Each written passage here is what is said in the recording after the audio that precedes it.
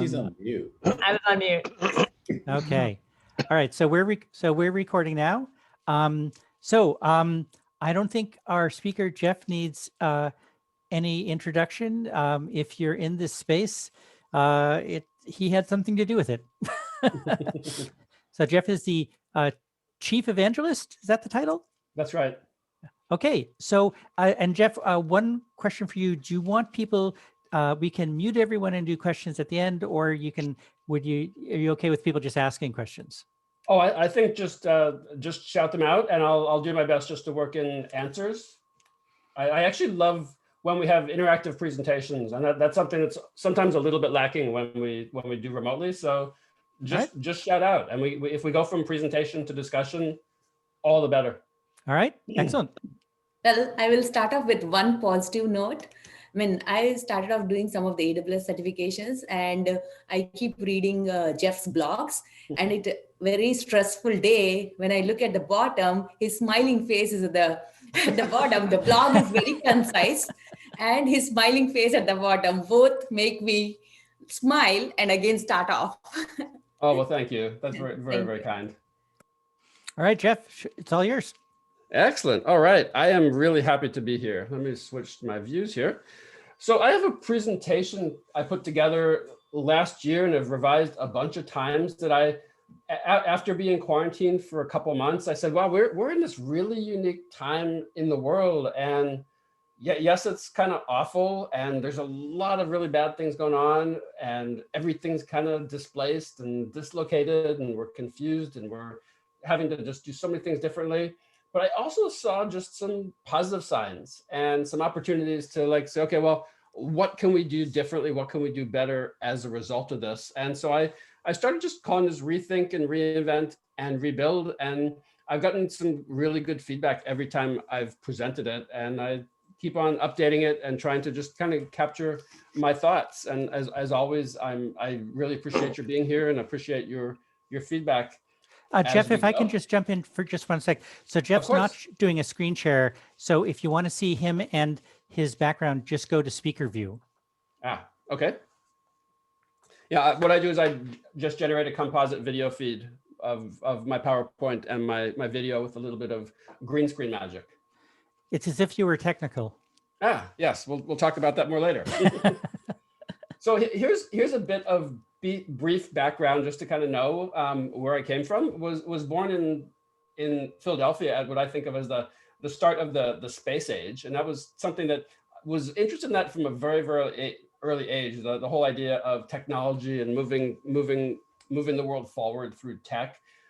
Moved to Framingham when I was, I think, 5 or 6 years old, and was kind of a cool time to be there. This was the heyday of the mini computer era. The companies like DEC and Data General and Wang and all the companies that supplied to them those were the household names. My father was in electronics distribution at the time, and was always telling me about these cool new, he called microprocessors, and I had no idea what he was talking about, but he made it really clear it was actually something really, really important, and I took him seriously. We moved to Seattle. I was lucky enough to work in one of the first computer stores in the world. And I actually got my start as an evangelist back then. What happened was my official position in the store, they said I was the store janitor, and I never actually had a broom or a mop. But what I was supposed to do is I was supposed to take out all of the books and the magazines and all the literature from all the boxes, open them up, put them on the shelves. And that was supposedly what I'm doing. But what I actually did is I spent most of my time reading all these things and getting this great sense of what this brand new world was all about. And so this was in the days of the Altair and the IMSI and the Sol 20, all these super, super simple, but very understandable, very capable machines for their time. I spent a lot of energy, and I'd often kind of borrow books and magazines overnight. I'd read them on the bus back and forth from the store. And what this did is it gave me a great understanding of the industry, the hardware, the software, the companies, what all these things did and how they worked. And despite being the youngest person in the store by a decade, I was the one that customers would come to and say, explain to me what this is and how it works, and can I do this with it? And somehow 40 plus years later, I think I'm still really doing the same job. It's kind of amazing how that works out. And it turns out that the thing that I really love to do is dive deep into technology, understand what it's all about, and then explain it to people. And I've done that in various, either as in the official focus of my job or a secondary part of my job for most of my career. Spent from the next couple decades as a developer and as a consultant, moved to Microsoft and moved to Seattle in 1997. Got to work with some very, very early web services back then. If you remember things like SOAP and WSDL and UDDI, all those really complicated, really messy pieces of early web services tech, was working with quite a few of those at the beginning. And the challenge I saw was, as technologists, we could really appreciate these web services. And we thought, okay, this is so awesome. We've got a client here, we've got a server here with a service, we've got the internet in between. The client makes a request, it goes across the internet, something happens, we get a result. And as technologists, we look at that and say, wow, that's so awesome. We made all those moving parts actually fit together. You'd show that to a business person or to a venture capitalist, and they're like, huh, so what? That's not actually all that interesting. So found it was actually very challenging to explain web services back in those days. And spent some time between Microsoft and Amazon as a web services consultant, again, with those early technologies, and saw this real frustration of really hard to establish the business value of these web services. And then early in 2002, I saw the very first published web service from Amazon. So now here the vocabulary gets a little weird because sometimes it's us and sometimes it's them, because I was not part of Amazon at the time. Amazon put out this really quiet note that said, here's our first actual web service. And it was programmatic access to the Amazon product catalog. It had a very, very nice request structure. You could access data about any product in the catalog. You could access the whole tree of products. We used to call them browse nodes. You could create a shopping cart, put items in the shopping cart, and initiate the checkout process. And it returned a very, very rich schema of data. If you were to look at a product page for an individual Amazon product, essentially all of that information was present in the schema. So I was consulting in web services and I saw this and I'm like, wow, this is the first actual useful web service I've ever seen. It has great value for the developer, because the developer can get all this rich data and can do interesting things with it. It's got value for Amazon because they're putting their data out there and then getting traffic coming back in return. And there was a business model attached. There was this great business model that if developers were to send traffic that resulted in browsing and clicks and purchases to Amazon, those developers could actually earn commissions through the affiliate program. I saw all this and I'm like, wow, this is actually a legitimate, useful web service that people will understand. So that's what I see from the outside. On the inside, Amazon they put this service out, and like everything that we do, it's essentially a toe in the water. It's an experiment. We don't really know what's going to happen when we do it. Put it out there. Within about 48 hours, developers have found it, signed up, downloaded the SDK, started building some really cool and interesting things, and shared them. And so it's like, there was this immediate realization within Amazon that said, if we were to publish services and make them available to developers, awesome things could actually happen. So I'm on the outside at this point, but I download this service like so many others and I try it out, immediately send a whole bunch of suggestions and feedback to the company. They reply, say, this is great, come and tell us some more. And through a couple of great meetings, I end up actually at a developer conference that Amazon puts on. And then one of their employees gets up and they say, well, we're so blown away by this initial success. We are going to start looking around the company. We'll find what else we can turn into web services. And I hear this and I'm like, whoa, this is really, really important. My time at Microsoft gave me a real understanding of the value and the power of platforms and of APIs and of developers. So I hear this and suddenly like the most gigantic light bulb ever goes on. And I'm like, I got to be a part of this. So I turned to the person who invited me and I asked her, I said, sign me up. How can I get on board? And she said, Jeff, we can make that happen for you. before I know it, I'm in front of a whiteboard writing a string compare or a bubble sort or something. Come on board as a developer. And not that long after that, they start sending me out to some conferences. And then the next year they say, well, we've got this cool job here called Web Services Evangelist, and you've been out and speaking and working with customers. We think you should have this job. And looked at it. I talked to my family about the fact there'd be travel involved. And suddenly it's 2003 and I'm the first ever Web Services Evangelist. And it's basically take these cool services we're building, get the word out to developers. And I've pretty much been doing that same thing ever since, from live presentations to online presentations like this, to writing the AWS news blog that I've been writing since 2004. And I see we had one reader, she was telling us earlier. And so I basically get to use my tech background, my computer science degree, to understand all the cool things that our teams are building. And then I enjoy writing about and communicating those to the outside world. So been just super, super exciting. So let's talk about my Boston roots. I spent some really important time in Framingham, went to this little middle school called Walsh Middle School in Framingham. And in 7th grade, they had this awesome thing where you would take 2 weeks out from math class and you would get to learn basic programming. Now, I'd always thought I was going to be into computers, and we're like almost all the way through this class, and I am not understanding what's going on here at all. I'm totally baffled by basic programming. I'm thinking, man, for 3 or 4 years, I'm thinking computers are the future, and they're explaining it, and like everybody in the class got this but me. And suddenly, like the last day of class, it finally like all clicked for me, and I'm suddenly like, oh, I understand how all this stuff works. And it was pretty amazing for the time. There was a PDP-8 computer at the Framingham North High School. We had ASR 33 teletypes in the school, and there was a bunch of us computer geeks that you could always tell who we were. First, because we were kind of antisocial or asocial, but mostly because we'd always run into class with some paper tape spooled out of our pocket. There was no mass storage on these early machines that we could access. So at the end of the session, you would list out your program. You'd enable the punch, make sure there was paper in there, list out your program, and carefully spool out that tape for your next session. So these were like super fun early experiences that showed me the value of computers. One of the awesome things that happened to me, and I'm giving you this just kind of a sense, I think, of how important it is to make sure people get the right opportunities early in their life.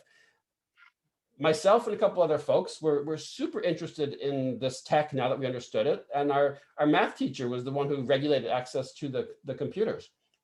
And we'd kind of gone through all of the locally available information, but we're hungry for more. Now, this is, of course, pre-internet, pre-Amazon. We're too young to drive. We can't go anywhere. We can't get anything. Our math teacher was kind enough to actually drive myself and one of my friends to Cambridge. And we managed to, you see that stack of books from DEC over there on the right? Those were my first purchases. They might have been a couple dollars each. And I still have all those, as this was kind of how I got started with tech, was reading and rereading those books until the covers fell off and the pages are gray and dusty, but still have them here and still kind of treasure them as memories of this is how I got my start. So one thing I always ask people is, if there was a ramp or a road or a helping hand that you got to get you where you are, recognize that and make sure that you give the next person coming along that same helping hand. Over the course of my career, that's become more and more important of a thing that I've been asking people to do. So let's talk about today's topic. I want to talk about rethinking, kind of where are we at? Let's talk about reinventing and solving some challenges in a new way, and then rebuilding. How do we put what we're learning? And one thing I should say is I have this huge affection for tech user groups. I love the fact that any kind of user group, people get together because they want to. I'm assuming that no one here showed up because their manager said, you must attend the Boston AWS user group. You came out of personal interest. You said, this is the best way I can learn something new and I can network with a couple of my friends and fellow attendees. User groups are just a super powerful aspect of our field, a great way to find your community, help that community to thrive and to move forward. So I have this, when I was here in Seattle as a teenager, was actually also part of that computer store, was one of the first tech user groups. It was called the Northwest Computer Club. And again, as a teenager, I was there and attended and actually taken seriously by the other attendees. So can never overstate how awesome user groups are and how important they are. So let's kind of take a look at where we are as a world.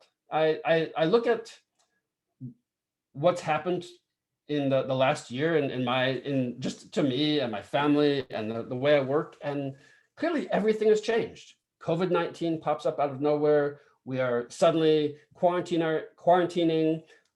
Little less than a year ago, Amazon suddenly said, okay, everybody, we now need you all to work from home. I was actually traveling when that happened. I was in the Nordics, and I got home like 6 hours before the gates closed down, and they didn't want anybody to enter the country. And suddenly all of my travel was canceled, and I had to just turn everything that was a go there, do something, into a remote event. So a little bit challenging, a little bit difficult, but made it all actually happen.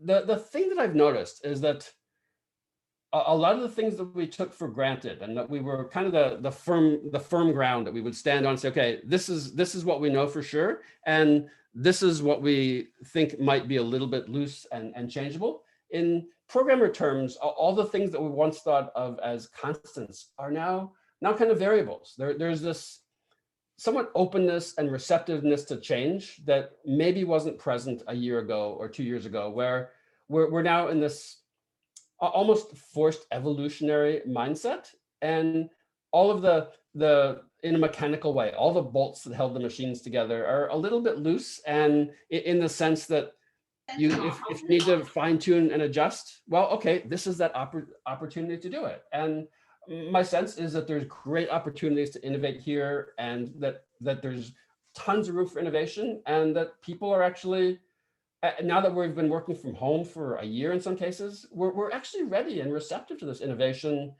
I think we all kind of knew that telecommuting and remote work, that was all kind of in the indefinite future.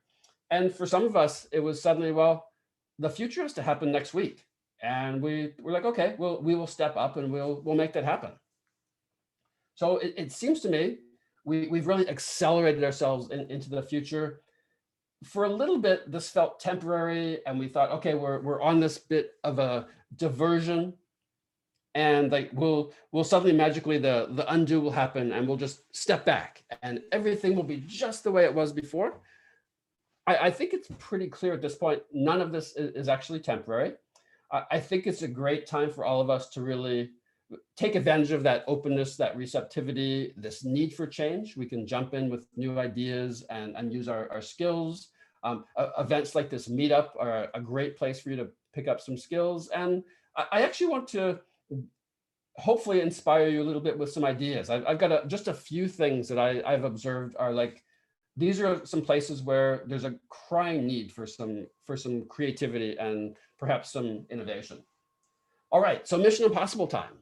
I think this is kind of our chance as technologists. We can think some really big thoughts. We can dream some awesome dreams. We can look at the challenges the world is facing. And it was actually great to hear so many of you in biotech and in life sciences, and how you're using your skills to address challenges and using tech to do that. This is our chance to address these challenges, to disrupt lots of things, and to make some actually like world scale positive changes. So we're developers. This is the thing we've been waiting for. We're developers. We've got code as our tool of choice, and I think this is our chance to be awesome. We've got the audience that's now receptive to change, receptive to invention. I think we get to try a lot of things. Like when I get something new, something mechanical, I routinely go through every last button, and I just try all the buttons and say, okay, what does this do and what does this do? I think as we think about the opportunities that we can explore, this is absolutely this chance to physically or symbolically push all those buttons. I also like to RTFM, and I RTFM more than once. And again, you try everything. And I always advise people that when you go on one of these learning journeys, for sure, go on the learning journey, learn a bunch of really awesome things for yourself, but get double value from whatever it is you do. Do all this great learning and then share it. Do a user group presentation, record a video, write a blog post, do a TikTok, share it with your colleagues, share it with your friends, tell your family, even if you don't think they're going to understand, maybe they actually will. And, So, and Jeff, yeah. if I could just because you said you wanted jump ins, we've been asking people to think about doing lightning talks. So if you do something, if you read something, 5 minutes, give a talk here, and then you can put on your resume that you've given a talk. And in terms of the reInvent, my company just had a hackathon, and I've been to lots of hackathons where it's like, let's make a new feature for the product, blah, blah, blah. Our hackathon topic was, how do we make remote work better? And I was just thrilled to see that. But yeah, absolutely, for sure. Absolutely. And I often get asked, like, how do I become a speaker? And the amazing thing now is there's no barriers to entry. You create some content and you put it online somewhere, and people will find it. And you do a reasonably good job the first time, and you look at it and say, okay, what did I do okay? What can I do better? And you keep iterating, and you will find no shortage of opportunities to be a speaker. Something I've noticed that I really is greatly encouraging now is because we're all online, there's been this kind of interesting leveling that there's a lot of people that are either not allowed to travel, or it's difficult and cost effective for them even in regular times. When everybody's online, it's this really interesting leveling. And as a result, I'm seeing developers and developer advocates really pop up and come to prominence in a lot of parts of the world that really were not thought of as tech hotspots in the past. I'm seeing tons of bright new faces on my Twitter feed from South America, from all over Africa, from parts of Europe that I haven't really seen happen before. It's just really interesting to see that this go online has, yes, it's blocked us in some ways, but all of that energy is popping out in other places and now enabling people to express themselves and to do awesome things that they would have thought that they would have had to travel in the not so distant past. So we have this phrase at Amazon that we call raising the bar. And I've been on the end of innumerable jokes about this because of my last name. And it's always interesting to see how many different ways that people do this. And so I think that we have this opportunity to actually raise the bar about working from home. I remember in the early days of 10, 12 months ago, we'd have to almost make a little bit of an excuse and say, well, I wish I could do the awesome professional first class thing, but I'm working from home. This is just the best I can do. And we kind of all understood that. We accommodated and made had a lot of understanding for the fact that people were in unique and really difficult circumstances. And suddenly, in addition to having to do tech, they had to be educators, and they had to be caregivers in ways that they didn't have to necessarily do before. And they had to share space in close proximity with the rest of their family and like make a lot of physical accommodation. Totally get that. And people adjusted and accommodated. And the model that I see happening within my sphere is now it's suddenly I'm working from home, and thanks to a lot of awesome tech and putting some energy into mastering it, I think I can actually do more than ever, and I can actually raise the bar on this. So for me personally, one of the things that I've really focused on a lot is the whole area of just content creation and video streaming. It turns out that there's so much interesting there to learn. And weirdly enough, within the presentation space, a lot of people think of when they hear streaming, they don't think of it as what we're doing right now, and I'm delivering a presentation to you remotely. They think of streaming, and they often think of Twitch, and they think of gamers, and there's this weird separation of there's Twitch streamers here, and there's remote serious presenters on the other side, and something in the middle says you're not allowed to learn from each other. It's weird, and it doesn't make any sense. And it turns out that the video streaming side has a ton of really interesting things to teach us. And I advise people to put some energy into into learning there. So video streaming, we'll get a little bit back to that later. So a couple different things that I think about a lot is what does local mean anymore? We've suddenly seen a lot of kind of official and unofficial freedom granted for us to live and work and learn from anywhere. I know a lot of people that are allegedly still local here and they still work for the company. Behind the scenes, they've relocated. I have actually a family member who went halfway around the world and spent a month working in Turkey. His company was none the wiser, let's just say that. And he worked the local Seattle hours.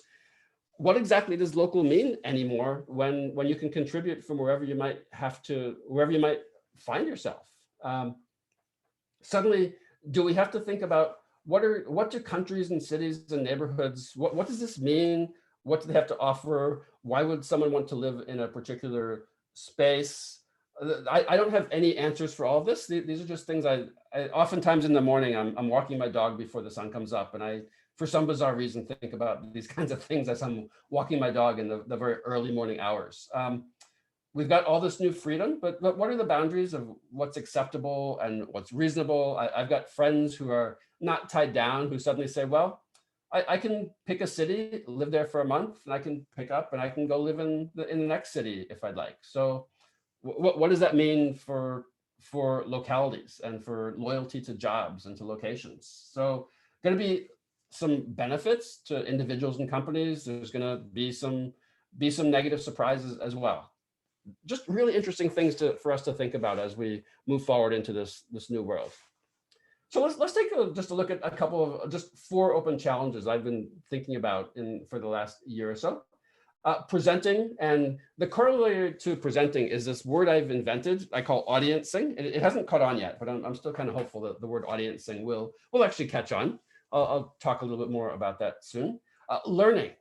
All my children are grown up and out of college, so I don't have to deal with this directly anymore. But talking to my friends who still have school-age children at home, it's pretty amazing the changes that have happened in learning. Communication at scale, something that we have to get better and better at, and then really interesting aspects of health and well-being. All right, so let's talk about presenting. So delivering online presentations like I'm doing right now. The old model was you'd certainly prefer to be somewhere in person. And I don't get me wrong, I really love to travel, and it's always great to show up somewhere and to get a warm reception and to get to meet people in person. And then if you went online instead, you say, well, I'd love to be in Boston, but just couldn't make it fit in my schedule. So kind of sorry, I'll do this online as a secondary substitute. The new model that I'm finding is evolving is it's possible to sometimes do a better job from your home than when you're live. There's a lot of different reasons for that. Often in professional venues, you will show up and you thought everything was all set. They say, okay, you're going to show up here at this time, and you have this much time to speak, and we're going to have everything all set up for you. And in your mind, you've got this venue all pictured. And then you get there and they say, well, we're kind of running behind. So we chopped 10 minutes off of your time slot, and our projector's a little bit weird, so you can't actually see your screen while you talk. And as a speaker, you want to just deal with all the surprises, but it means that you don't have full control over what's going to happen. The thing I've learned from presenting from home, and I've delivered, I don't know, I probably did 30 plus presentations from my desk right here last year. I can spend more time on the content. I've got more control over how I come across. I've got exact control of my room. I'm sitting in my comfortable chair. I've got everything exactly the way I would like it. And I can put the energy that would have once gone into travel and incurring that kind of personal wear and tear. That energy can go into making sure that I'm ready and energized to do hopefully a good presentation. So the actual dollar cost is lower. The personal wear and tear is lower as well. So I can see that we're going to get better and better at doing these online presentations. All right, so here's a fun kind of a behind the scenes of how I like to present. I'm sitting here literally looking out the window at the city of Seattle. You can see I got way too much Lego in my home office. Got the green screen behind me. And one of the tools I've spent No such thing as too much Lego. Oh, yeah, you'd be surprised. Is 400,000 pieces too much?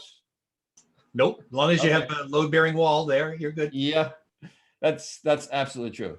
Different presentation though. Anyway, I have spent the last year getting good at this awesome piece of software that's called OBS, or Open Broadcast Studio. The odd thing I've noticed is that this is a piece of software that is really well known to the entire Twitch streaming community, and there's thousands and thousands of people that use this to do their Twitch streams and to make them really cool and first class, and to do incredibly nice special effects and get something very professional. You talk to the tech community and people like me who could benefit from it. By and large, they're like, streaming, that's a good gaming thing, huh? And I have to kind of reset them a bit and say, no, it's actually great for all of us. We can set up all these different scenes and we can switch through them really easily. Like, for example, I can very easily just click a button on my desktop and I can go from PowerPoint back to an image, and I can have my camera in my PowerPoint, or I can just do my PowerPoint just like that. And my real sense as I do all this is the content that we produce, whether it's live content or recorded content, we are, yes, it's technical content, yes, it's educational, but we are competing for attention with Amazon Prime Video and with Netflix and with YouTube and with TikTok and with things that are, there's somewhere between educational and informational and entertainment.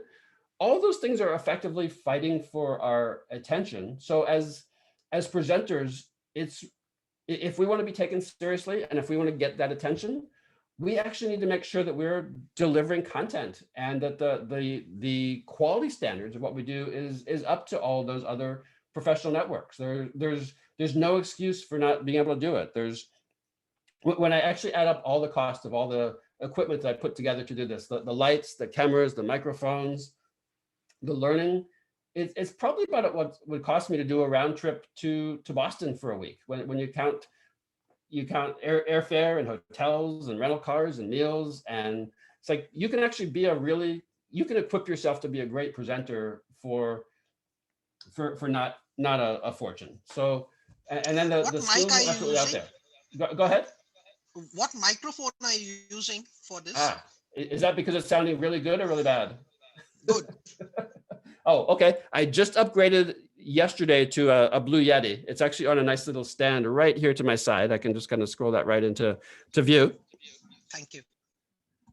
And I've found that this is actually one of the more interesting fields. And again, another recommendation I do is when you learn something new like this, first share it like I'm doing with you, but also use it in a lot of different contexts. So yes, I use this when I'm doing professional presentations, but I also use it for internal work meetings. If I've got a Zoom with some friends, if we're calling my grandchildren in Australia to do happy birthdays, we set up the green screen and we put some special effects behind it, and kind of overkill in a sense, but it also means that I get very familiar with all of this tech, and it means that I'm going to keep developing my skills.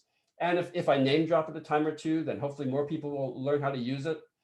And I as a tech evangelist, you find that something that works, that you are enthusiastic about, you almost can't help but keep sharing information about it. So if there was one really cool new thing I would ask you to learn to help you to improve your presentation skills, I'd say find out what OBS is all about, figure out how you can use it to create scenes and to add in filters and to do all these really cool things with a control panel, which is called a Stream Deck. Understand all about green screens. This is all tech that a decade or two ago was probably an entire truck full of equipment, would have needed a whole bunch of specialized skills and people to run. Now it's open source, it's free, it runs on your desktop, and it's very, very accessible. So Jeff, super interesting. Feels like this is a good time to interrupt you to ask if you've played with Amazon's IVS. Remind me exactly what IVS was? Interactive video service. I don't actually think I have had a chance to do that. Unfortunately, my rule for blogging is that I write, when I do blog about something, I do use it personally, and I don't think I've had an opportunity to work with IVS. It's super fun. Okay. Jeff, are you using a Mac or a PC for this? I'm actually on a high-end PC right now. Okay. But actually OBS is On open source and Windows. it's available in Mac and Windows and Linux. So whatever your platform, they've got you covered. Another application that was kind of built on OBS is actually called Streamlabs. And it allows for a lot of third-party extensions and that sort of thing. A lot of Twitch streamers create custom content for Streamlabs, so people could also check that out too. Yeah. So one of the cool things, I'm sure a lot of you are kind of like me, longtime Unix and Linux users. And the original Unix philosophy was a lot of small tools that did one thing very well that you could plug together. The entire OBS ecosystem is exactly like that, where you run OBS, you have this incredible repertoire of plugins and filters, and you can, the output of OBS is this really cool thing called a virtual camera that you can then select as the camera in any of your video conferencing software. So your understanding of Unix and how you, instead of looking for solutions, you look for a bunch of parts and say, how do I plug all these together to solve my problem? That will stand you put you in great shape to start doing neat things with OBS. So Hugh, highly recommended. Okay, let's talk about this thing called audiencing. So the thing that is awesome about being in a room with everybody is I can see everybody's faces. Now I can see most of you on Zoom, which is good, but not every time I talk. Sometimes I'm just giving like a webinar and I don't have any sense of audience whatsoever. So I don't always know how many people there. Are they paying attention? Are they really there? I really can't get a sense of demographics of where they are, what they're into. Not always an idea of scale. Don't know if they're following along or barely interested. Not a good sense of like reactions and feedback. My thinking is there's probably room for some kind of a really interesting product or service here in this space that would somehow help people to be better audience members. I don't quite know what it is, and I've presented this a bunch of times, and I keep waiting for that email that says, Jeff, we heard you, and we invented this awesome thing that is actually an audience tool. But still looking for that, and happy to brainstorm offline if anybody thinks this would be like the next great, amazing thing to build. Have you heard of Mentimeter, Jeff? I have not. How is it spelled? MENTI.com. So you can ask a question and everybody puts a word cloud and makes a word cloud on the fly. I will for sure check that out. Yeah.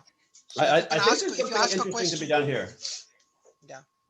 So you can know if people are paying attention, right? You ask a question and the people who are not paying attention, right? They won't write on the word cloud. Ah, okay. That's exactly the kind of thinking. So some way to really engage with the audience and make sure that I know that they're really there and that I'm holding their attention. So thanks for that recommendation. Okay. Brian, what was the platform that somebody brought it up? There's been a couple of times it's been brought up where there's like a move between locations within, and you can kind of re-engage with different people. What was that platform? I don't remember the name of it. Well, there's a bunch of them. If you're in VR, you can do spatial or alt VR, alt space VR. There's a tool, I've got to find it, that we looked at recently that's basically Zoom breakout rooms, just Zoom breakout rooms, but done well. So there's all kinds of things. Spatial's not just VR. Spatial you can use with 2D as well. Interesting. Very, very interesting. And interestingly enough, some of the early VR platforms, you would think this would be their time to shine, have really not taken off. Like I was really big into Second Life a decade ago and thought this was its time to really be awesome, but it hasn't happened. All right, so the next big challenge I see is learning. And talking to my colleagues and friends who are parents and who have still children at home, online learning has been really, really tough. It's mostly not compelling. the teachers are absolutely struggling to keep their students engaged. And I start to wonder, like, are teachers going to have to somehow become like performers or entertainers and if so, can this scale in a really interesting way? And it turns out that maybe it can. There's a computer science class at Harvard, CS50. It's enrolled 2.6 million people. Last time I updated my slide. There's well-known presenters from the University of Washington that teach math classes in front of thousands of people at a time. There's open source content from MIT. And we suddenly just see that there's this online learning at scale that I think has the potential to really change what we think of as our educational system. So Steve Brunton is an MIT professor. He puts these videos up, and some of these, you look at these topics, it's like, wow, that is a really interesting niche. Beating Nyquist with compressed sensing, blah, blah, blah. He puts it up and he gets 4,000 views in a month. That's a really interesting niche topic. He's well regarded within the University of Washington teaching community as like, this is a really interesting way to reach a very, very large audience. He's got 114,000 subscribers on his channel. Or I took this particular screenshot of his video like 2 days after he released it. Robust regression with the L1 norm. I'm sure that's super awesome and interesting. And so did 3,600 other people within 24 hours. So he's got some cool tech that he couldn't run in his classroom. He's got this interesting board that he writes on, and somehow he writes on it backward and it shows up the right way around, which doesn't make any sense in my head, but it still seems to work out very, very well for him. And this is kind of the future. And again, what I talked about controlling your environment, when you can set up your lecture environment like this, and you can control exactly what your students see, and you don't have a problem of those in the back of the classroom getting not as good a view of those in the front. Something really interesting is afoot here. Or this, the MIT Introduction to Deep Learning. The first class, 900,000 views as of a year ago. Okay, that's kind of amazing. This is the off of the homepage from the class. Now, when I was young, my parents kept saying, Jeff, you got to go to MIT, you got to attend MIT. And I didn't really understand what college was when I was a kid. So I had no idea really what they were talking about. I for sure didn't have grades to get into MIT. But now you go to the website for this MIT class, it's the intro-to-deeplearning.com. And look at how cool this is. The first line, the entire course is open source and available on a website. And then this other thing that's just like, I think of people all over the world that I talk to who are just so desperate to learn something and make life better for themselves and their families. And it's like, here's this online class. It's open source, it's free, and it's like registration open to everyone. Like how awesome is that? And how many people are going to benefit from being able to do something from that? Again, here we go. Registration is open to all, from this incredibly expensive elite university to we're opening it up. We invite the entire world to come in and learn from this class. I find this really inspiring and makes me just think that after having gotten all my 5 children through college and having spent a lot of money in the process, it's like, a generation from now, the idea of learning online and what does going to college mean at the point when all this incredible content is available online at no charge. So surely we need people that are self-motivated, that can design a set of courses and put their own curriculum together. But that's kind of life, right? If we design it ourselves, if we've got the discipline and the motivation to learn it on our own, totally respectable and reasonable as far as I'm concerned. So Jeff, yeah. So I'm not sure if any folks on here have thought about it, but how do you replace the networking and interactivity aspect of this virtual online push mode of learning as opposed to the the old in-person interactive, whether it's a conference or a university campus? Absolutely a good question. And so my understanding of some of these larger online classes like the CS50 is that there's essentially a tree structure of there's the instructor and there's 1 or 2 levels of TAs that are then able to organize smaller groups within each course to make sure that there is some connection, There is some networking. I don't know that that's perfect. I suspect that there's room for innovation there. How do we get people, and do we get people within the same time zone? Do we get people that are from the same basic geographic area? How would you get people together so that they kind of feel like they're in a clique of some sort, in a positive way, and would like to network? But for sure, still an open challenge. I'm also questioning the kinetic learning aspects. I mean, learning online, and I think there is a time and a place for that. Absolutely, it works if you're self-motivated and it's technical. But what about the kinetic learners or the kinetic topics that, simply seeing a video is not quite enough? There are going to be topics where that maybe, Absolutely. but I think we are further away, I should say. I won't say that we'll never get there, but we're further away on that. And I'm coming from the place of having 2 young kids who are learning from home, right? And no, it's not appropriate for a 6-year-old. It's just not. Yeah, my suspicion is we're going to probably see a variety of modes, and that the thing that I hear that people really like about online is that they can keep rewinding and rewatching and rewatching if they don't get something, and then the part where they do need that in-person help, it's still available to them. So I think there's a lot of room for this to move forward.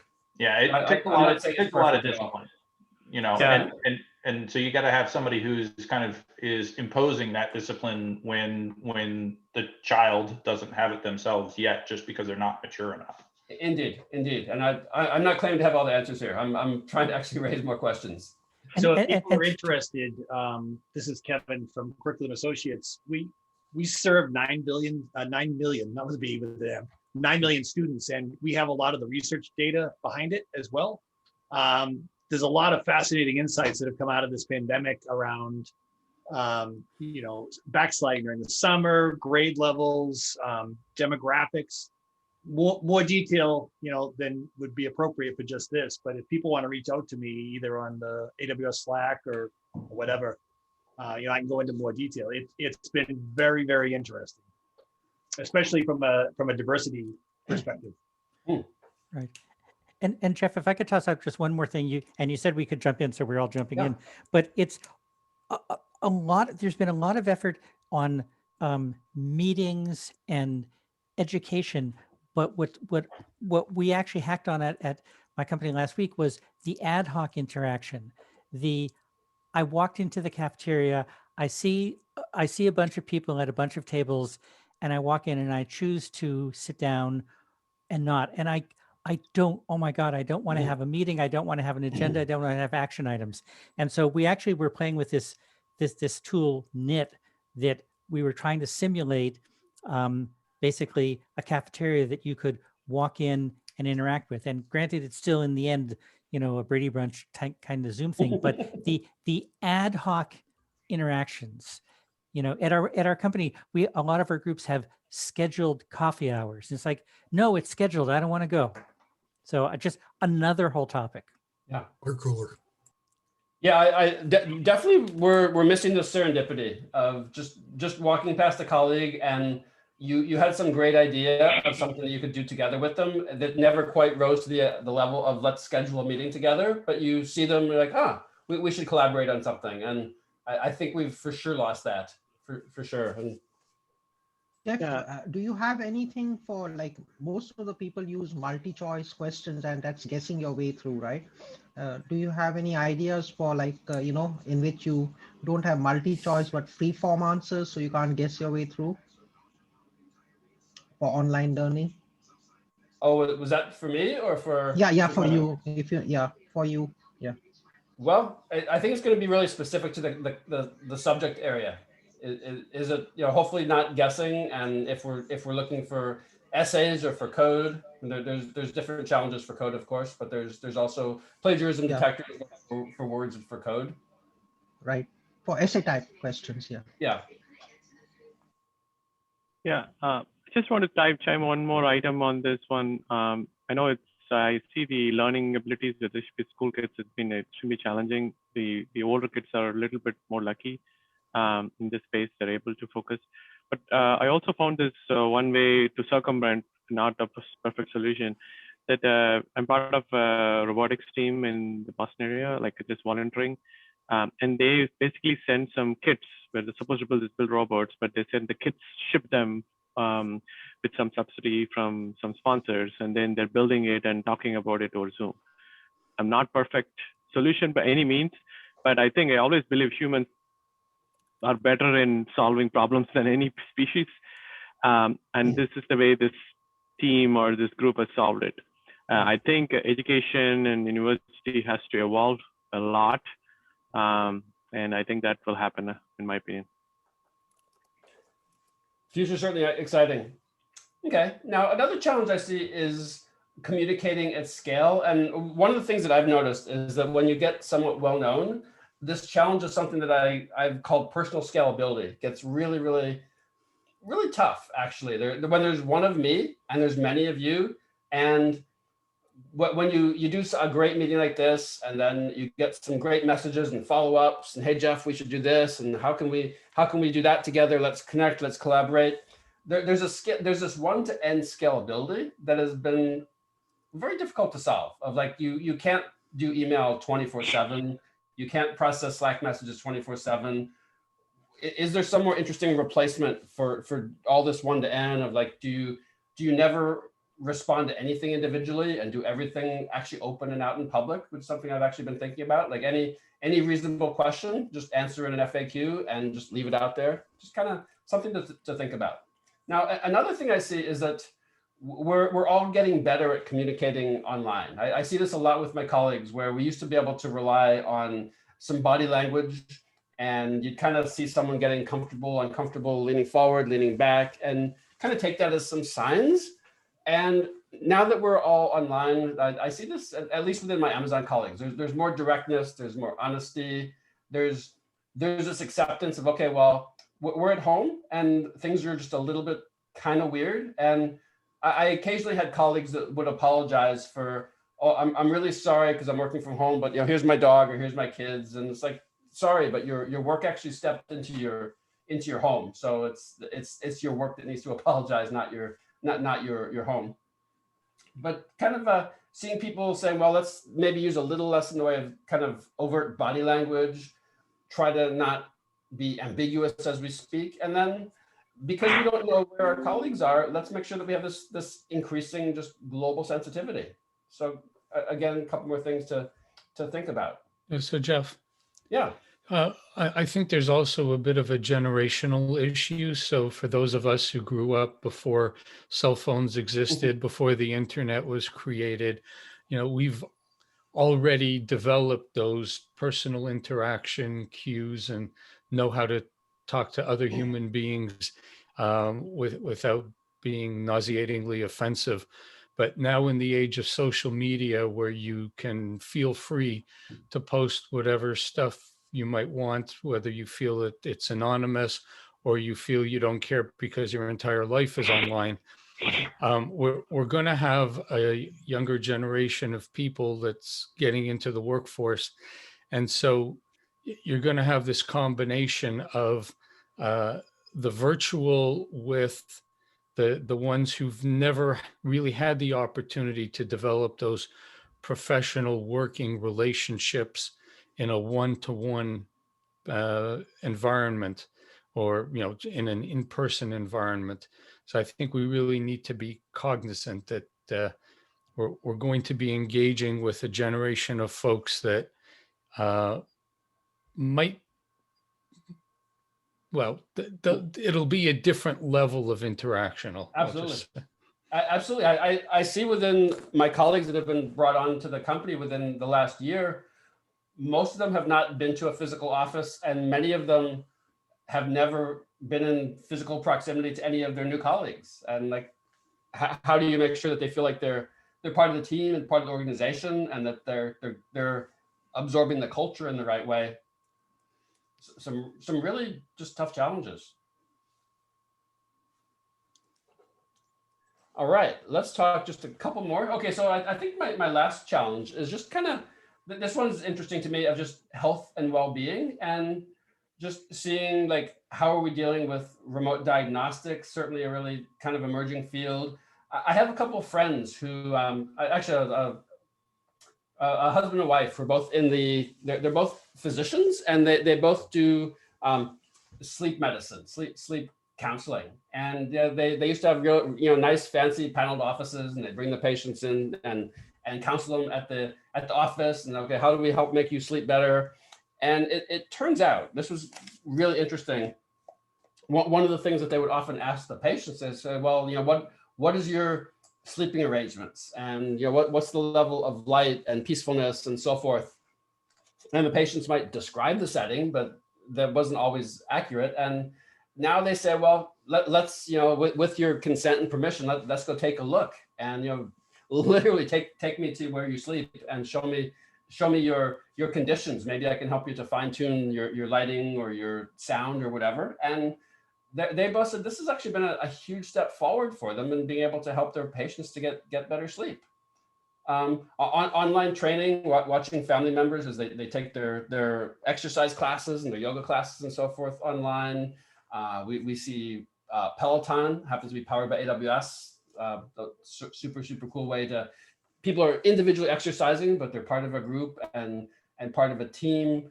There's a cool company called Moxie that's actually powered by Amazon Chime, that they empower instructors to set up exercise classes and then teach classes online via Amazon Chime video sharing. And that cool picture in the middle is this is what's happening today. We've got teledoctoring replacing inefficient house calls. So for sure, that was kind of this is what's actually going on. And yes, we don't probably have the doctor in the box, but we've got our Fitbits and our Oura rings and all these various things that are measuring us and sensing us. And sometimes we share that information with our healthcare providers. Yes, but we have Zoom meetings with our doctors now. So yeah, exactly. I mean, it is real. More efficient sometimes. So what do I think? I think we're at this point of actually a bright future. I think we're great time to learn new technology, learn some new skills, take your new ideas and implement them. So I always encourage people, take whatever you learn especially at conferences and meetups like this, take what you've got, do something really awesome with it, share it, kind of take it and go forward from there. So with that, I think that's about all I've got to share with you. Would love any questions or follow up or just continue the discussion.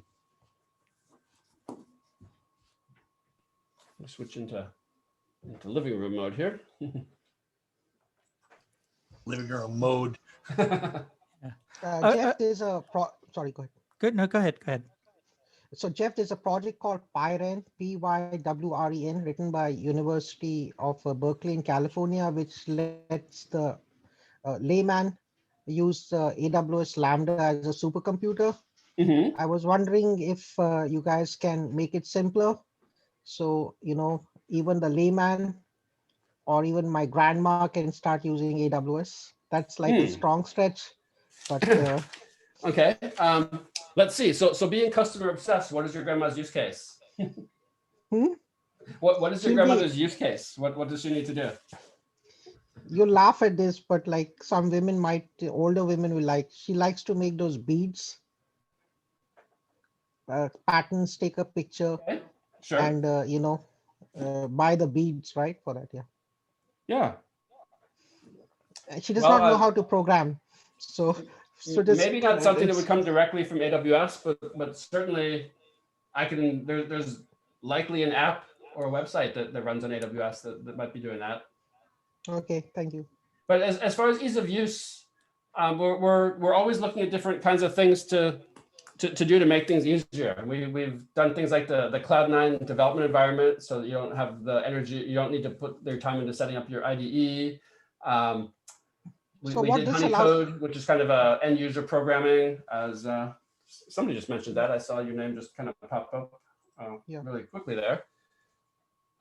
It's a really interesting open challenge of like expressiveness versus power versus ease of use. And I those of us who've been in the industry for a long time have seen a lot of ideas come and go for this idea of end user programming. And I still remember early in my career was geez, I must have been in my 20s. And suddenly there was this thing called 4GLs, fourth generation languages. And 4GLs were going to put us all out of business as developers. It was going to be so super amazingly easy that the users could just somehow just describe their problem and it would just magically be solved. And I remember some of my colleagues thinking, oh, this is kind of right. Maybe this is the end. We're all doomed. And oh, HyperCard and HyperTalk. Yes, great ideas from Stephen. Those were great. Those early Mac HyperCard. So when is AWS going to be native to SharePoint? I know you worked in Microsoft, so but now you work for Amazon, so.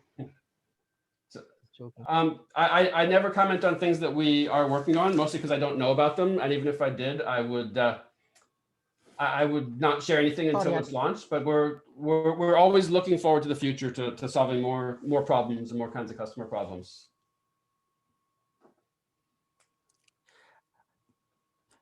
So I've got a question, and it's not necessarily just to Jeff, but I'm wondering how many companies, or including Amazon, are giving employees stipends to fix up their home office. Again, Foundation Medicine, great place to work. Everybody gets $500 to, Amazon, they paid for this chair, because companies are saving so much on not having to subsidize commuting and so on. Curriculum Associates sent out standing desks to anyone who wanted to sign up for them. Do you have to return them once you leave the company, or? No, just keep them. They're worried about health, so they've been doing. They've also been doing cardio workouts remotely. Like they organize to have somebody present a workout. And you sign up for it, and they limit it to about 20-25 people. But it's funny. This is also a place where companies are not getting it. So one of the things Foundation hasn't done is we get a fitness reimbursement for going to a fitness club, but I don't go to a fitness club because I'm not going to go to a club, and they won't pay for my virtual bike. Yeah, our company switched over from doing just clubs to including cell phone apps, mobile apps for reimbursement as well. They do include Virgin. I actually don't participate in it, but there's a Virgin app, I guess, that my company pays for. That's like challenging your coworkers and whatnot for walking and steps. And that sort of. Used to do that when I was with a company that had that. In the Chime, I'm just a question. In Chime, if you get a video feed, can you analyze the person's emotion in real time, and the speaker can see it, or not really? Out of the box? Let's see. That could actually be done with the Chime SDK. So you can. It's not incredibly well known, but there is a Chime SDK that lets you build Chime apps and gives you access to the video stream. There's no reason you couldn't actually feed that video into sentiment analysis and extract video frames and get happy, sad, smiling, so forth. What was the announcement that AWS made at reInvent that was like sentiment analysis of a live stream of the call? Oh, it was around the support centers, the contact centers. That was with Connect. Yeah, so Amazon Connect lets you do that. But certainly the parts are there to do that with Chime calls, because the SDK gives you access to the video, and then recognition will actually work on video streams. Cool. I'm going to jump in here and say, let's do a couple of the our raffle gift items. Maybe you can put that as and we'll have some questions afterwards. But so Jen, if you're still here, you have some Audible credits? I do. Okay, do you have a trivia question? You must. I thought I did. So there, I do. Okay. So there's a genre. And before you go, just say for everybody who's new, type your answer in chat, and first one to get the right answer wins. And you win by then contacting Jen, and she'll send you the credit. So what's the name of the genre of video games where something like Zwift would fall under?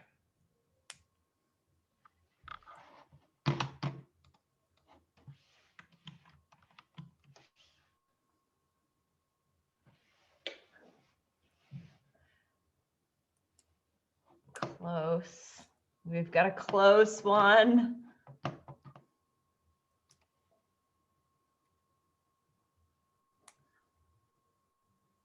I'll give it a few more seconds. Oh, so many close. So many close. There it is. There it is. Yes, Patrick, you get an Audible credit. I will be messaging it to you. And if you have any questions about books or whatnot, let me go. Okay. Jen, did you do just one credit? I've got 2 cards I can give away as well. Oh, I can do another one. Sure, go ahead.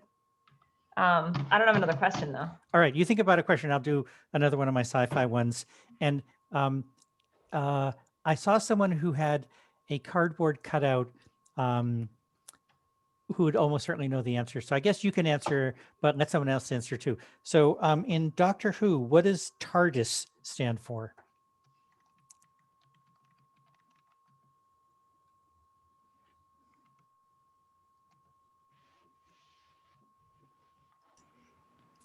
Yes, yes. Okay. Dave or Pete, is one of you the ones with the cardboard cutout?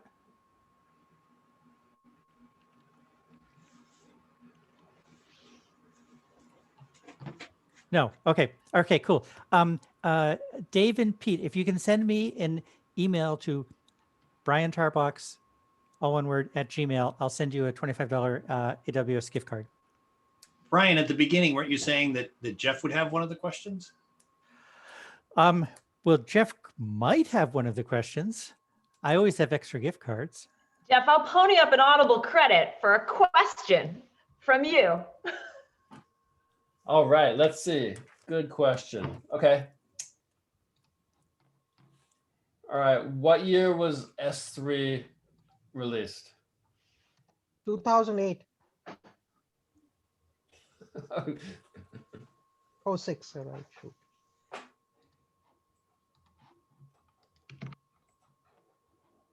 I believe it was 2006.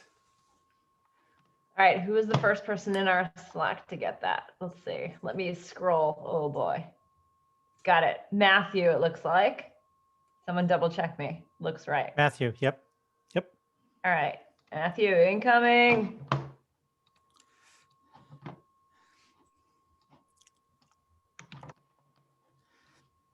I came prepared this time, Jen. Nothing like putting you on the spot. Hey, Jen, do you have another question? Or I'm like Yarrow's got one for us. oh, okay. Yeah, so for folks that were here last time, it's going to be Oregon themed again. And Jeff, this is for, or sorry, Yarrow, this is for a credit or an Audible or a AWS credit? All right, it's for an AWS. Or Jen, do you have another credit you can give away? Yeah, I've got one more. All right, sure. Let's Yarrow, go ahead. All right. The deepest canyon in North America runs along the Oregon-Idaho border. Anyone know what the river at the bottom of that canyon is?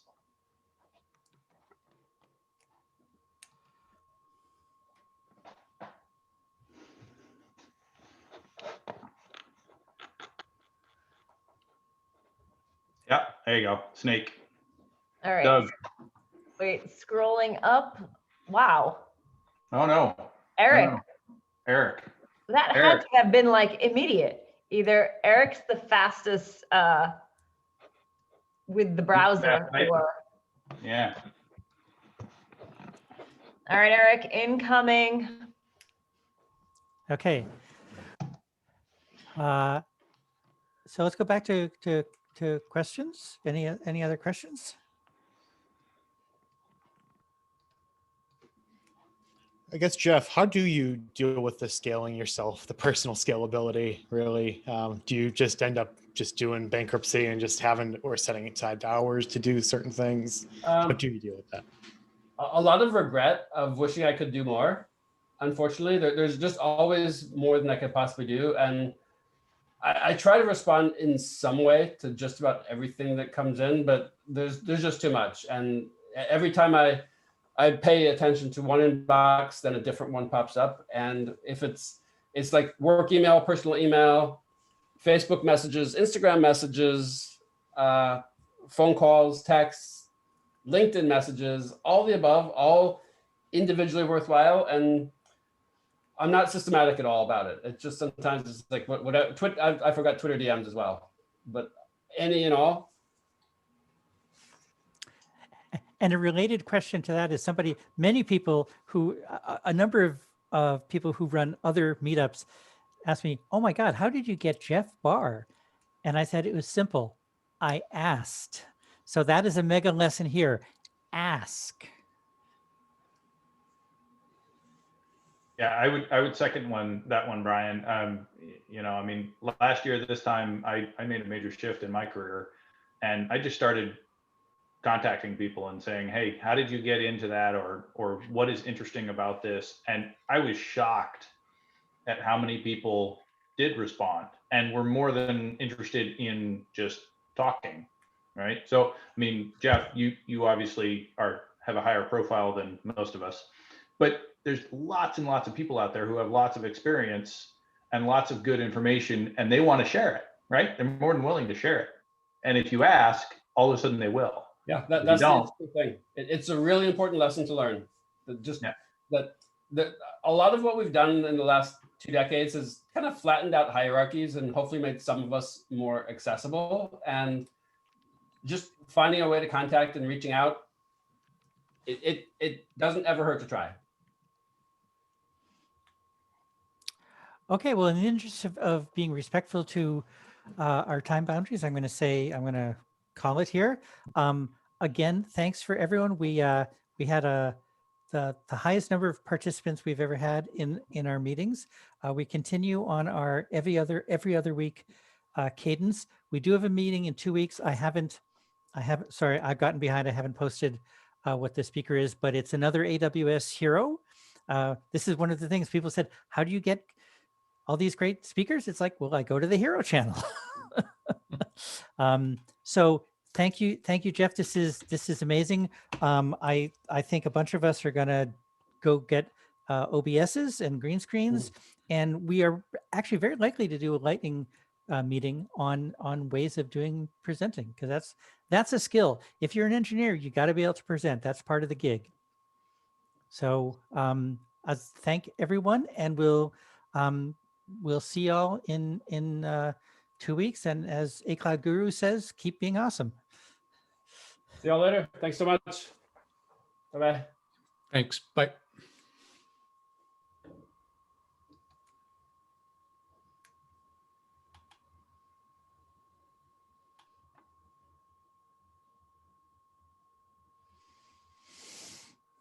Okay. Sometimes I feel like if you wait till the end, maybe there are post credits. Oh my God, I need to do that. Oh. Yeah, I was like, for next time, I'm staying. Oh my God. I'll have to think about that one a little harder. We need like an end roll. There's the joke at the end, right? The outtakes. Yeah, an outro video roll. Of course, this is going into the outtakes because Brian is still recording. Yeah. I will say the best outtakes I ever saw were from the animated movie Ant, where they had outtakes of the ants flubbing their lines. The meta-ness of it was just amazing. But we will come up with an Avenger post-credit for next time. That's a challenge. But also, really, really think about let's do a lightning talk night on how to do presentations. I think that's an interesting one, especially with the OBS. And I mean, I'm gonna have to go and check that one out. But I mean, even he's describing it. Sounds like there is a ton in there. And OBS is awesome. But how, well, and I don't know, I haven't even looked at it yet. How approachable is it? I mean, is it something that anyone can just download and just start poking at and it'll work? I used it for that the IVS demo, and literally it took me 5 minutes to figure it out. And I've been using it for more complicated stuff, like using green screens to do like mixed media with in person, and you put yourself into the VR games type stuff by using like green screens and stuff. It's easy and can be also very complicated if you want. Okay, so it's easy to, it's approachable, but and if you want to do hard stuff, it gets hard. Yeah. You can learn for a long time in OBS. All right. Awesome. Think about it. We'll put that on the agenda. Well, and the other half of that, Brian, and this may not be what you meant, is when you said how to do presentations, there's also how to actually do public speaking. And I don't know if anyone in the Boston area knows Adam Moskowitz, who's been around this area for a long time, but he actually he taught a class. I think he might have done a first run at USNIX, and then he did it was either a 1 day or a weekend long class that he held at the Nerd Center in Cambridge, maybe 10 years ago. That was presentations and public speaking for technical people. And he taught based on his own experience as a conference presenter and a longtime consultant, and he brought in several other people who'd spoken. Remember there was one gentleman who helped Adam teach, and I don't remember his last name. I think his first name was Jeff, and he was a longtime Sun Microsystems employee. And he said that one year he was presenting at Java World in front of a conference of, I think it was a couple thousand people. And shortly before he went on stage, they said, "We had someone drop out. Can you expand from 30 minutes to 60 minutes?" And he had like 5 minutes heads up to do that. And he did. And it was just amazing to hear some of the stories from seasoned presenters who've, had to do this stuff for, over and over and over again, such that they get really good at it. So. Well, that makes me think of another idea we had for another type of meeting was a story slam, where we just told stories from the trenches. Because I think that would, go ahead. I have a fun event that for people that want to practice, I did this at work recently, where I have a bunch of slide decks that have, I think, 7 slides that you've never seen before. And then we ask the audience for a topic, and then you go and give the presentation. I saw this done at Google I/O in 2019, and it was so funny that I did it through my office in November, and people loved it. They loved participating and they loved watching. This sounds like improv. So, I mean. Yeah, well, I mean, sometimes you have to improv, like, right. When your speaker notes are not there and they're supposed to be like. So this is probably one of those things that isn't applicable across the board, especially with a company as big as Amazon. But I've read that, at least at the Jeff Bezos level, PowerPoint is banned and that it's memos only. Well, we don't use PowerPoint. It's not encouraged. We write documents. Yeah. Because when you think about PowerPoint, everybody digests information at a different pace. So if you're reading a document, you can sit longer in one idea versus if I'm like rattling things at you, you might be like, oh, go back 3 slides. Yeah, no, it makes perfect sense. I remember reading about it and saying that at least at the Bezos level, it's, every meeting starts with 15 minutes of silence with everyone reading the memo. Yeah, it's at every level. What's that? It's at every level. Oh, is it? Not just at his level. Yeah, we do cool, that. Okay. Cool. Jen, if you could post in the link or in Slack that 7 slides you haven't seen before thing, that sounds fun. And hold on, I'll put the company. They have video so you can watch it. Okay.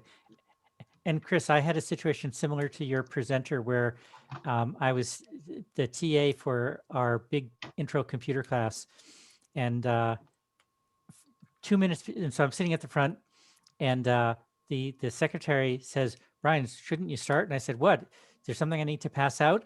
She said, "You didn't get the note?" And I said, "What note?" She said, "You're teaching the class now."